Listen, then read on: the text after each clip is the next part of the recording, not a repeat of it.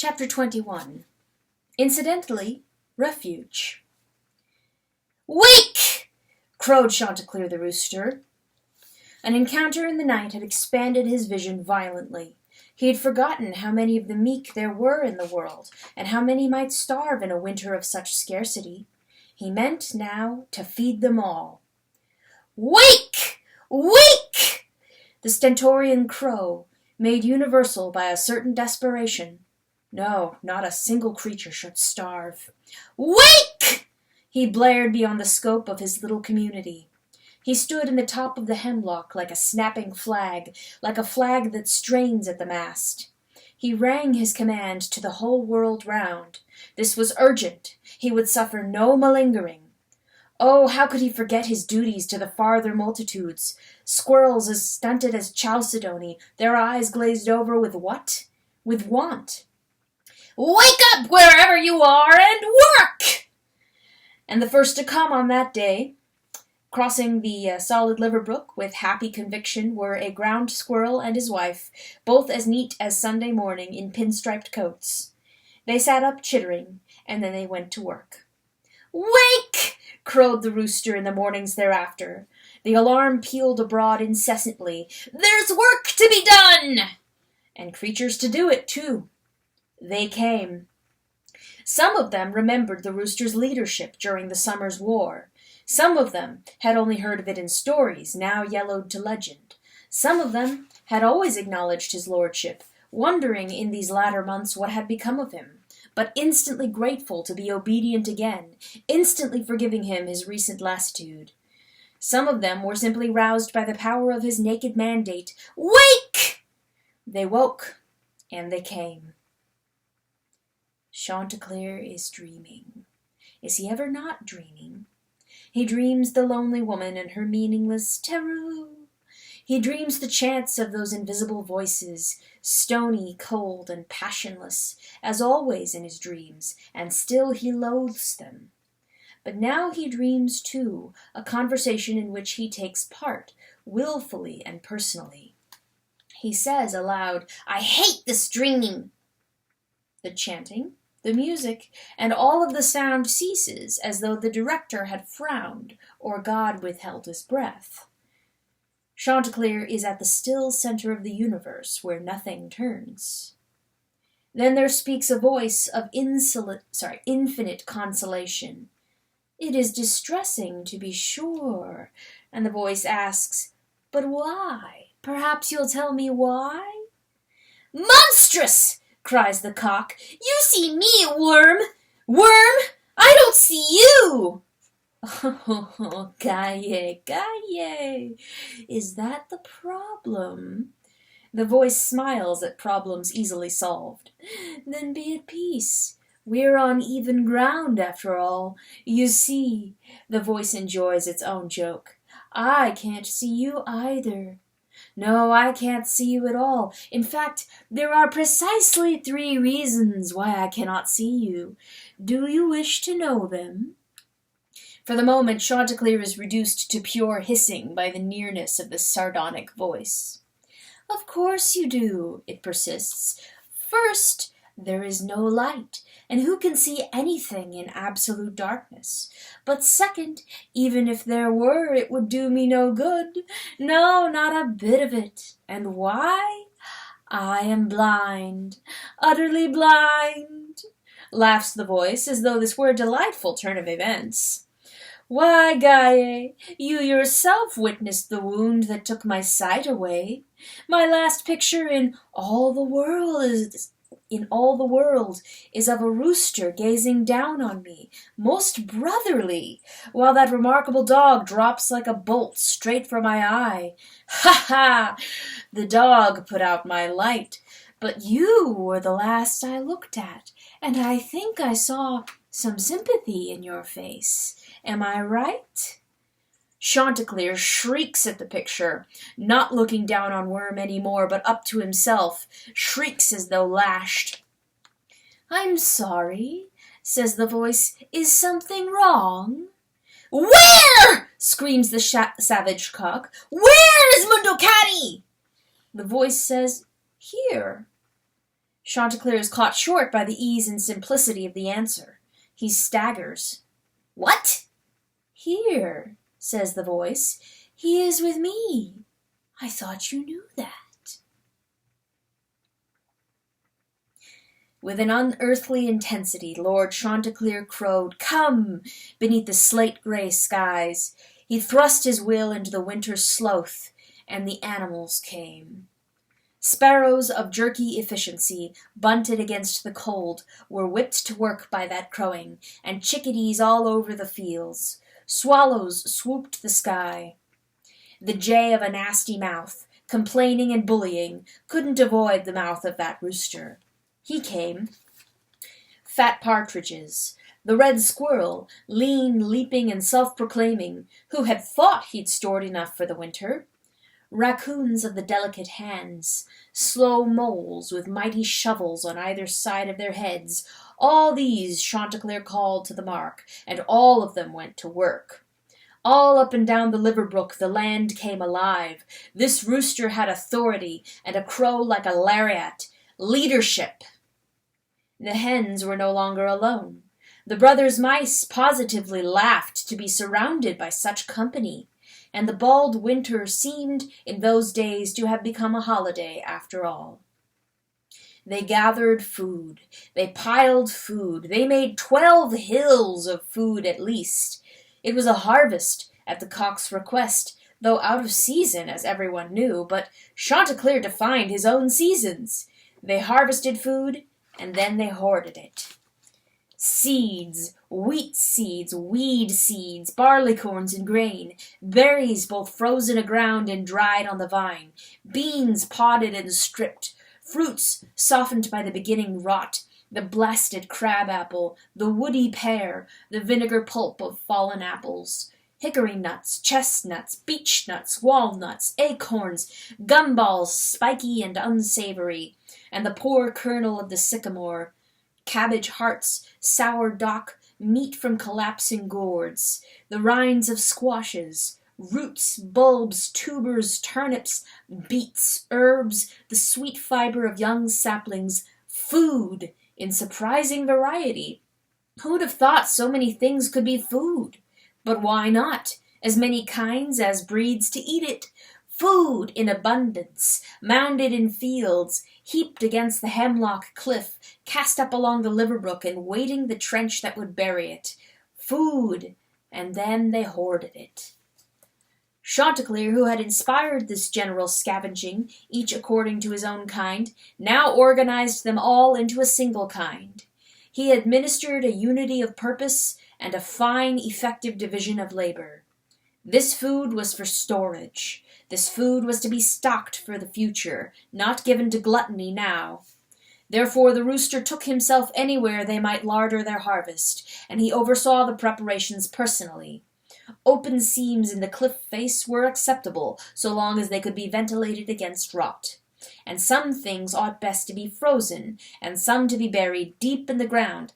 "Pertinax Cobb here! I know holes!" The digging animals digged holes. Cobb had contempt for the journeyman work of the mice. He tunneled great underground bins for storing foodstuffs in, rooms of a nearly echoing enormity, well shored and floored with pebbles and sticks to keep the food from the moister earth, to allow a healthy draught beneath. Marvels of subterranean engineering. "Pertinax Cobb here. I know holes." And his wife said, "Isn't he wonderful?" But the blue jay screeched at the hatch of the bin, "Move it or lose it!" And down came a rumble of food, and then up popped Pertinax Cobb, chattering of the day when someone would have taken time to admire a job well done, and besides, Mrs. Cobb had a bruise on her nose.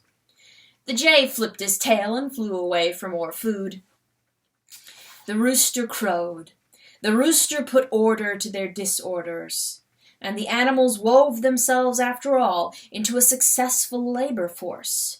What a good thing to have purpose in this slack, stupid winter, to have provisions for the scarcest of seasons, to have done it selflessly and together, to have a lord to lead them in the endeavor. Did someone say that Chanticleer defined the seasons? Oh, no. Chanticleer was the seasons. Winter wasn't even a flaw when Chanticleer warmed and directed them, so well secured them against calamity. Chanticleer, that golden rooster, he was the summer's sun. Wake and work! We have, we will. Ah, Chanticleer, crow and crow and crow forever. Ho, Rooster! Cried John Wesley Weasel. Maybe no one was gladder these days than John Wesley Weasel. Surely no one loved pageantry more than he, nor laughed louder, nor beat paws together more vigorously than John in the middle of bright busyness. Do and do and do, he shouted, slipping here and there between varmints, straining at loads of food. It was John alone who had rallied the animal forces against the basilisks, who had lost his ear to the cockatrice and taken a 5-inch wound in his side. John of the boundless energy. Ha ha ha! Hee hee! He roared his delight. Ha, Rooster! He cried at the top of the ridge, where that golden lord was strutting, yea, at the very edge. He sat up and made punching motions with his 4 paws, winking furiously as if there were some private pact between them two alone. Well, this was the joy of the weasel, to see that rooster in his glory once again. When Chanticleer ruled as he should, why then, the world was right. Chanticleer had taught him manners once upon a time, and he, John Wesley, had learned. Chanticleer had been the single creature, tougher, scrappier, louder, more boisterous than him. So he had learned, and he was beholden to the one that had civilized him, because lesser should always take its place below the greater. Loyalty. Weasels don't question loyalty. But when greater collapses into miserable little puddles, then the whole world is confused, and lesser begins even to question himself. Lesser gets lost. There had been a period of turmoil for the weasel, and then, when he suspected the sanity of Chanticleer, for he himself was spinning loose in the universe, gloominesses, he was convinced, blocks the brains, thinking makes the gloominesses. 2 afflictions John manifestly did not suffer, and them's what thinks is them what doesn't do. He had feared the rooster's melancholy since Russell's death, and even now he mistrusted the midnight morbidities of the cock. Ah, but he forgave them both when the day dawned and his bold rooster loosed a brazen crow across the land, scuttling 100 sleeps and scattering critters abroad in lively obedience. Golden, lordly, unequivocal was Chanticleer, and loud again, and ruling as he should do. Ho-ho, Rooster! Cried John Wesley Weasel. Why come suddenly the buggers is busy again, eh? But the rooster kept pacing at the edge of the cliff, back and forth. Perhaps the tumult of animals had drowned John Wesley's question. Yet John Wesley truly wanted to know. The last time such organization had been imposed on the coop, they were preparing for war. Fine reasons for fine excitement. They'd built a wall then, and provisioned its interior, and what a wonderful summer had ensued. Fightings and foinings to make a weasel delirious. So what was coming now? Rooster! A pumpkin passed him on the left. Mole dirt moved him from the right. How could the rooster see him in traffic? Well, then go to a rooster. John Wesley scrambled a wide way around, west till he gained the hill by a leap, and then he raced upward, going to see his buddy Rooster. Rooster! He called to the figure in front of him. They were both at the edge of the cliff, only the crown of the hemlock rising higher, and they were alone. Why comes the critters they have to squirrely them dinners away? Blunt question. But when Chanticleer turned, John Wesley hesitated, suddenly uncertain. The eyes. Rooster's eyes were still pinched from thinking. They kept sliding sideward. His eyes, they seemed to see unreal things. And was he looking at a weasel? Rooster? Ah, but he was so beautiful. Rooster? Because, said Chanticleer, it's something we can do. What? Said the weasel. He frowned doubtfuller still. A nothing answer, and the cock's eyes went sliding away again. Can do? Said the weasel. Can do? What good's a do without a reason? Well, John had reasons. His enemy's coming, he declared. No, said Chanticleer. Flat no. Enemies! Sieges! Attackings! Cried John, not only because he loved these things, but also to put something in his rooster's head. Blockadings, and a bloody bite or two is coming. But the rooster said, No, John. And John popped. Such a magnificent comb his rooster had, so royal a stride and power. But thinkings is buggering his. Somebody doesn't drill 300 critters for some things we can do. Oh, no, what's John, a dummy? Somebody he doesn't move heaven and earth for plain nothings, no. Lest somebody's crazy, lest somebody he is crazy. John drove the thought home by glowering, his own eyes most steady, and he demanded, So why come? The rooster focused, and there was a fire there. John saw intensity. Good. But the rooster's reason was, For Chalcedony. The rooster said, I want to feed Chalcedony. She's been hungry far too long. What? Cried John. Her what's a runty hen? Suddenly a little fire poured forth flame. My hen, John! Oh, Chanticleer was a furnace. My poor anemic hen! My own Chalcedony, who shall never be hungry again! Confusing. The weasel glanced down at the mountains of food that banked the Liver Brook and back at Chanticleer, who had decreed them. Nope, he muttered. Chickie, she won't leave hungry after this some other meal, nope. And then to himself the cool assessment. Thinking buggers the brains. Then he considered how to save Chanticleer from madness. He thought do, which is action, and he thought give Rooster reasons for doing, cause for consequences, mouths for all this food. He thought, get critters for Rooster to rule and he'll be a ruler for sure. Oh, John can jam this place with critters. John owes him that. John'll get reasons for so much food. Loyalties. Weasels don't question loyalties, nor this, that lords should be lords. John Wesley had made up his mind. Immediately he slipped backward, hardly noticed, then lowered his head and ran north. Chanticleer is dreaming. Whenever is he not dreaming? With you? He demands in his dream. Mondokani is with you? Aye, with me, and didn't I say so? Asks the unctuous voice. He entered my world. He joined himself to me. That where I am, there is he also. I thought you knew that, Gaye. It was the exchange that kept your animals alive. You said it yourself that he was the ransom. Find you, cries the cock, greedy at the connection, and I find Mondokani. And didn't I say so? Says the voice. I love him now as much as you before he became your thorn. Gaia, he has taught me a wisdom I wouldn't otherwise have known. Why, he's given me my means for freedom. I'm coming, blurts the cock. He strikes a claw into the darkness. I am coming, he cries. What? Says the voice, perplexed. I am coming to take him from you, worm! Look out for me! Of course you are. The voice has a questioning quality, as though this conversation just took an unnecessary turn. I'd be disappointed if you didn't. We've one battle left between us, but why? The rooster is past control. With wild delight he shrieks, I'm going to kill you, worm! This is the threat. Since Russell's death, this is the obsession that has consumed Chanticleer, and lo, it has been delivered to Worm himself. He stands poised for any impact. Instead, there follows that hollow, exasperating silence. Worm can be silent. Ah, God, Worm can withdraw into occlusion and air.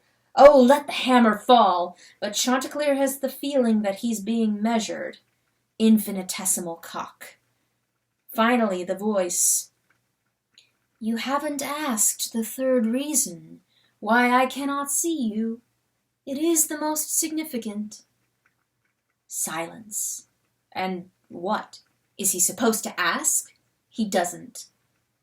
The voice, this time utterly indifferent. So, the cock doesn't know as much as we thought he knew. He's a pest after all. Behold! The voice, magnified, thunders down the halls of gloom. Behold! I am doing a new thing. Even now it springs forth, and do you not perceive it? The rooster cries, I'm going to kill! But the dream has been cancelled. Chanticleer sits in the hemlock, shivering. So grateful that you've turned your attention to the animals again, said Pertolote, that you're raising so beneficial a harvest. Oh, Chanticleer, you have their hearts, and you handle them so well. She observed the distance he wished and did not touch him, but she roosted near enough to feel the body heat. He was breathing through his nostrils, wakeful. Neither had she been to sleep. The night was bitterly cold. He whispered, It isn't enough. No, she said. Why, I think you've salted several tons of food away, that you've accomplished a heroic project. It isn't enough, he hissed angrily. She gazed at his form, a shivering, haunted husband, but of such remarkable parts. Pertolote breathed a prayer for his peace of mind. And then she argued for it. The tags, she whispered, laughed today. Is it nothing that you've given someone the security to laugh? And animals were singing while they worked. Chanticleer, they enjoyed the day. They were not afraid. Is that nothing?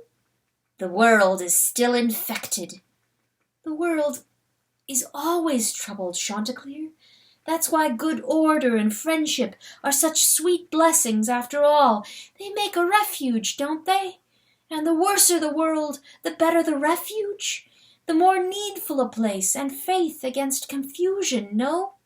The apple has a grub in it, the earth a tapeworm.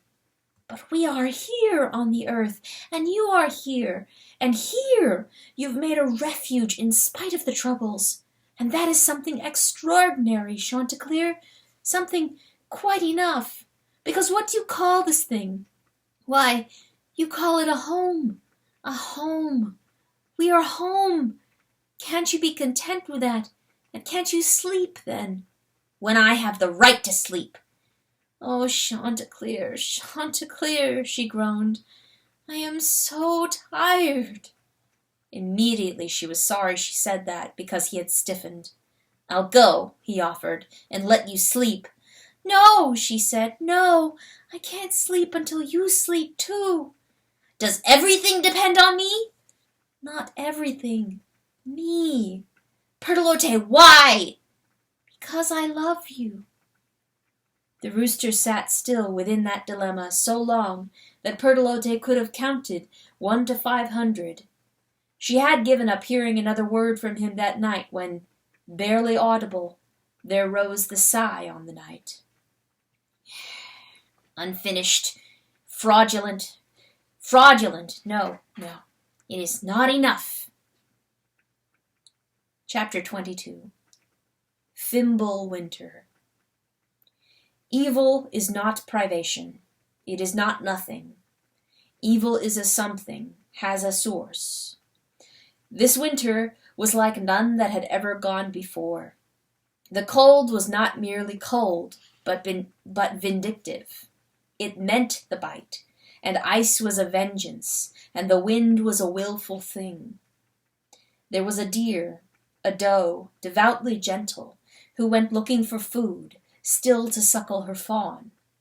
She did not nibble at the shoots that were enclosed in ice, because she'd learned already that this ice was iron hard and wouldn't melt.